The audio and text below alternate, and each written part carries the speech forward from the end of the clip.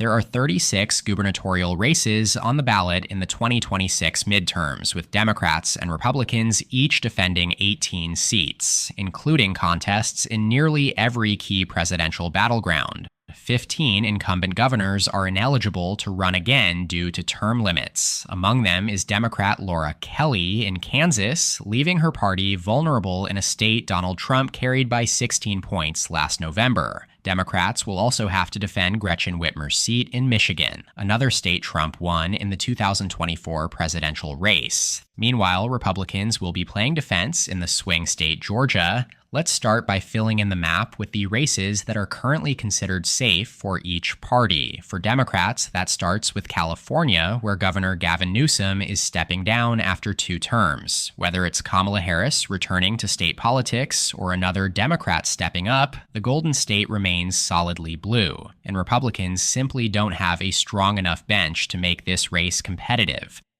Elsewhere, Democrats have incumbents running for re-election in Hawaii, Illinois, Maryland, Massachusetts, and Connecticut. All 5 states backed Kamala Harris by double-digit margins in 2024, and each of these governors currently enjoys strong approval ratings. That's not quite the case in Rhode Island, where Democratic Governor Daniel McKee holds a net approval of just plus 2%, with 43% of voters approving and 41% disapproving, ranking him among the least popular governors in the country. Still, as is often the case in institutionally blue states like Rhode Island, Republicans don't have a credible challenger to take advantage. It's also worth keeping in mind that the 2026 cycle should be relatively favorable for Democrats. Historically, the party out of power in the White House tends to perform well in the first midterm, and this will be the first major national election since President Trump returned to office. The final safe blue state is Colorado. Incumbent Jared Polis is term limited, but U.S. Senator Michael Bennet has already launched a bid for the seat, effectively closing the door on any slim chance Republicans had of competing here. That locks in 8 safe governorships for Democrats this cycle, bringing their total to 13 when you include the 5 states where no gubernatorial race is taking place. On the Republican side, they'll be defending seats with incumbents in the ruby red states of Idaho, South Dakota, Nebraska, Arkansas, Texas, and yes, even deep blue Vermont. That's Phil Scott's seat. Year after year, he ranks as the most popular governor in the country, and in 2024, he won re-election by over 50 points. Granted, as a Vermont Republican, he's arguably to the left of many Oklahoma Democrats, but his dominance is still notable, especially considering Vermont has given Democrats their largest margin of victory in every presidential election over the last decade. Now, as for the states where Republicans won't have an incumbent running, Wyoming, Oklahoma, Tennessee, and Alabama, it simply doesn't matter. These 4 states each back Trump by more than 30 percentage points, respectively, placing them among the 10 most Republican states in the country. There is an outside chance that the races in South Carolina or Florida become competitive, but that would likely require a major scandal on the Republican side or a particularly strong Democratic challenger. So for now, they round out the GOP's list of safe seats, bringing Republicans to a total of 21 when adding these 12 to the 9 governorships they hold that aren't up for election this cycle. That leaves us with 16 competitive races, though they still vary in their degree of lean toward one party or the other. Let's continue on with our likely states, defined as those with a strong lean toward one side, but where an upset is still possible. First up, New Hampshire. Like its neighbor, Vermont, the Granite State elects its governors every 2 years, and those races tend to lean more Republican than the state's federal contests. New Hampshire has voted for the Democratic presidential nominee in 6 consecutive elections, but always by narrow single-digit margins, and it hasn't elected a Republican U.S. senator since 2010.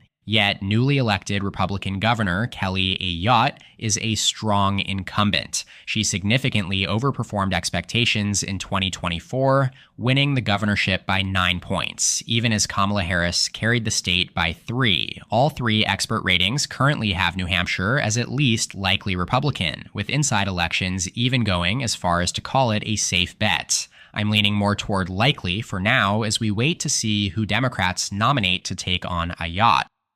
Next is Iowa, where incumbent Kim Reynolds is retiring. That would usually be a problem for Republicans, except Reynolds is actually the most unpopular governor in the country. That's according to Morning Consult, whose data shows just 44% of Iowans approve of her job performance, while 49% disapprove. That disapproval figure is 5 points higher than any other sitting governor. So in a way, Reynolds stepping aside may actually be a blessing in disguise for Republicans, especially considering Democrats are likely to nominate a very strong candidate in State Auditor Rob Sand, who remains the only Democrat to win a statewide election in Iowa this decade. If not for Iowa's sharp Republican shift in recent cycles, Democrats would be in a very strong position here. But the reality is that Iowa is a very red state now. Trump carried it by 13 points last November. You could maybe convince me to mark this one as lean Republican, but for now it stays in the likely column on my map. This race, in many ways, feels like the mirror image of Oregon. Oregon is about as blue as Iowa is red, yet incumbent Democrat Tina Kotek is also among the least popular governors in the country, with a net approval of just +4. That being said, from a fundamental standpoint, Kamala Harris won Oregon by 14 points last November, and it saw one of the smallest pro-Trump swings in the country since 2020. So even with Kotek's weak numbers, it would take a seriously strong Republican challenger to make this race competitive. The other two likely Republican seats are in Kansas and Alaska. Kansas, notably, would be a flip. Trump won the state by 16 points in 2024, making it the GOP's top pickup opportunity on the entire map. Laura Kelly originally flipped the office from red to blue in 2018, benefiting from a national blue wave and widespread backlash to former Republican Governor Sam Brownback's deeply unpopular tenure. She managed to win re-election in 2022 thanks to strong personal approval ratings and the momentum surrounding the abortion rights referendum that year. But without Kelly's name on the ballot, Republicans are extremely well positioned. Both former Governor Jeff Colyer and Secretary of State Scott Schwab have emerged as strong early contenders, and I wouldn't be surprised if this race moves closer to safe Republican as we approach Election Day. In Alaska, former Democratic Congresswoman Mary Peltola is reportedly interested in running after losing her House seat this past November. She's already proven she can win statewide, having done so as recently as 2022. I'd still give Republicans the edge here, likely with Lieutenant Governor Nancy Dahlstrom as their nominee, but if Peltola jumps in, an upset wouldn't be out of the question, especially if signs of a significant blue wave begin to emerge. Ohio presents a similar dynamic. It's about as Republican as Alaska these days, with Trump carrying the state by 11 points in 2024. Incumbent Governor Mike DeWine is term limited, and Vivek Ramaswamy is widely expected to secure the Republican nomination, but I anticipate he'll be a below-average general election candidate. If former Congressman Tim Ryan decides to enter the race, or perhaps even former Senator Sherrod Brown, this one could quickly become highly competitive. Until then, though, Ohio hovers on the edge between likely and leans Republican, now shifting to the likely blue column for the Democrats. In Minnesota, incumbent Governor Tim Walz is expected to seek a third term, fresh off some national exposure. He's not the strongest incumbent on the map, but holding the office still gives him a clear edge in a state that's been as reliably blue as any in modern political history. Granted, recent statewide elections in Minnesota have almost always been decided by single-digit margins, but with no strong Republican challenger currently in the field, every major forecaster has Walz and the Democrats as clear favorites heading into 2026. The dynamics are nearly identical in Maine and in New Mexico, where both Democratic incumbents are term limited. Despite being quite different demographically, they have followed strikingly similar voting trends in recent cycles. Kamala Harris carried Maine by 7 points and New Mexico by 6. 4 years earlier, Biden won Maine by 9 and New Mexico by 11. Both the Cook Political Report and Sabato's Crystal Ball give these races a likely Democrat rating. Then there's Pennsylvania, a perennial battleground, almost always among the most competitive states on the map. But not this time. Incumbent Josh Shapiro is running for re-election with one of the strongest approval ratings in the country and a proven track record of overperformance. He won his first term by a 15-point landslide during the 2022 midterms, a result that may be hard to replicate against better competition than Doug Mastriano, but still leaves Pennsylvania firmly in the likely blue column for now.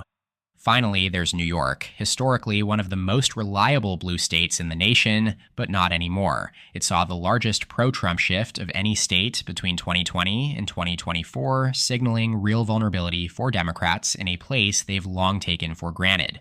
Governor Kathy Hochul, already among the 10 least popular governors in the country, now faces mounting pressure from within her own party. Her lieutenant governor, Antonio Delgado, has entered the race to challenge her in the Democratic primary, and there's a chance Congressman Richie Torres jumps in as well. Republicans, meanwhile, are watching closely. Congressman Mike Lawler has publicly expressed interest in running, and he'd enter the race as easily the GOP's strongest potential nominee. In 2024, he won re-election in New York's 17th district by more than 6 points, a district Kamala Harris carried. Still, many in the GOP are urging him to stay put, fearing he may be their only hope of holding that suburban House seat in 2026. But even without Lawler, recent history gives the GOP reason for optimism. In 2022, Republican Lee Zeldin came within 7 points of defeating Hochul, earning more raw votes than any GOP candidate since 1970 and posting the party's best percentage since 2002. That said, this is still New York. Republicans haven't won a major statewide race here in over 2 decades, and Kamala Harris carried the state by 12.5 points in 2024. But for the first time in a long time, both parties are treating this race like it's in play. Alrighty, now that leaves us with just 5 more races still to be determined. In the Rust Belt, we've got Michigan, with Democratic incumbent Gretchen Whitmer term limited. This race is expected to be one of the most competitive of the cycle. Secretary of State Jocelyn Benson appears to have the inside track for the Democratic nomination, with former Transportation Secretary Pete Buttigieg declining to run. Meanwhile, Republicans got their best news of the cycle when Congressman John James announced his bid for governor. James is about as strong a general election candidate as Republicans could hope for in Michigan, effectively neutralizing the advantage Democrats usually enjoy as incumbents in a state with a roughly even partisan lean. That said, there's a major third-party wildcard here. Independent Mike Duggan, the mayor of Detroit since 2014. Duggan is a rare example of a big city mayor with high approval ratings, and his statewide name recognition alone gives him a strong base of support. Right now, he's pulling in around 20% of the votes across the 4 polls that have tested a 3-way race between Benson, James, and Duggan. Benson has led in all 4, but by 5 points or less in each of the last 3. All 3 forecasters have the race down as a toss-up, while the prediction market, Kalshi, has Benson clearly favored with a 73% chance of winning. Personally, I've got Michigan in the tilt Democrat column, but make no mistake, it's basically a coin flip at this point.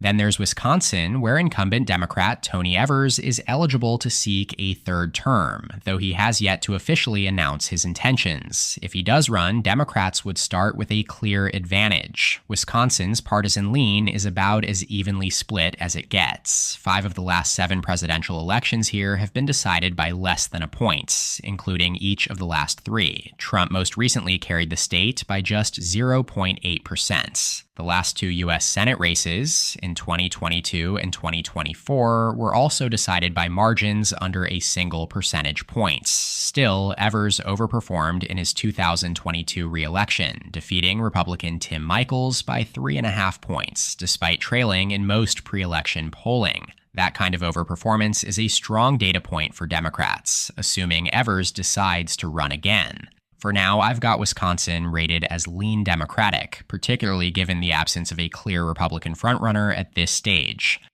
Now let's head down south to Georgia. With Republican Governor Brian Kemp term limited, this race, much like Michigan, is shaping up to be one of the most closely watched of the cycle. Georgia remains one of the most competitive states in presidential politics and continues to trend just slightly to the left of the national average. But when it comes to state-level races, the GOP still holds the edge. In the 2022 midterms, Republicans swept every statewide office, winning by margins ranging from 5 to 10 points. The party also maintains control of both chambers of the Georgia legislature. As for the 2026 governor's race, both primary fields remain wide open. On the Republican side, State Attorney General Chris Carr is the only major declared candidate so far. However, both Congresswoman Marjorie Taylor Greene and Lieutenant Governor Burt Jones have publicly expressed interest. Either Greene or Jones would likely be the favorite for a Trump endorsement, especially given that Carr condemned the January 6th attack, while both Greene and Jones have remained staunch Trump allies in the years since. On the Democratic side, former Atlanta Mayor Keisha Lance Bottoms is currently the most prominent name in the mix. Two-time nominee Stacey Abrams is reportedly considering a third run along with Congresswoman Lucy McBath. So far, we haven't seen any meaningful polling in either primary, which leaves the general election outlook murky. Fundamentally, Republicans hold a slight edge as the incumbent party, especially considering Georgia's recent lean in statewide politics. But if Republicans nominate Marjorie Taylor Greene, the dynamic could shift dramatically in Democrats' favor. For now, I'm placing Georgia in the tilt Republican column, though much like Michigan, it's effectively a toss-up. All right, let's wrap things up in the Southwest with Nevada and Arizona. In Nevada, Republican Governor Joe Lombardo enters 2026 with solid approval ratings and plans to run for re-election, riding the momentum of a significant rightward shift in the state's politics. Trump carried Nevada by over 3 points in 2024, becoming the first Republican to win the state at the presidential level since 2004. Lombardo's own win in 2022, when he unseated Democratic Governor Steve Sisolak, was one of the first signs that Nevada was trending red. Now, Sisolak has told the New York Times he's weighing a comeback, just months after Attorney General Aaron Ford announced his candidacy. If neither drops out, Democrats could face a major primary showdown, one that would almost certainly benefit Lombardo by giving him a head start in messaging, fundraising, and building out his campaign infrastructure. Even without that advantage, I'd still give Lombardo the edge as the incumbent, especially with strong approval ratings in a state where momentum clearly favors the GOP. That said, if Democrats perform well nationally in 2026, Nevada could easily revert back to its Democratic roots. It remains one of the most competitive states in the country. Now on to Arizona, another great opportunity for Republicans after it also shifted hard to the right in 2024, handing Trump a 5.5-point win. Democratic Governor Katie Hobbs's approval rating is solid, if unremarkable.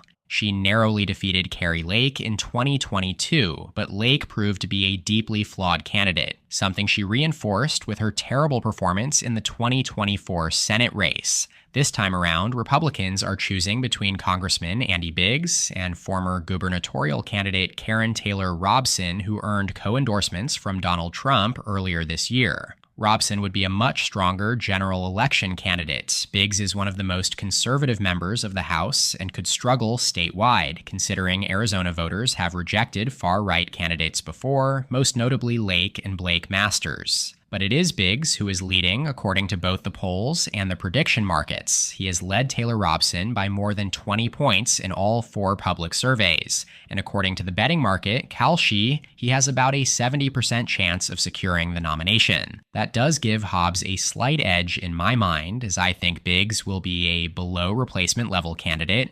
So with that, I project Republicans to hold 28 governorships after the 2026 midterms compared to the Democrats' 22. That reflects a net 1-seat gain for the GOP, as they are very likely to flip Kansas. Otherwise, every other seat is expected to go in favor of the incumbent party at this point. That is almost certain to change over the next 16 months before Election Day. As always, drop your thoughts on this analysis in the comments below. Shout out out to my channel members listed in the description. Don't forget to subscribe and leave a like if you enjoyed the video. Check out more of my content here. And as always, thank you so much for watching. I'll see you next time. EP out.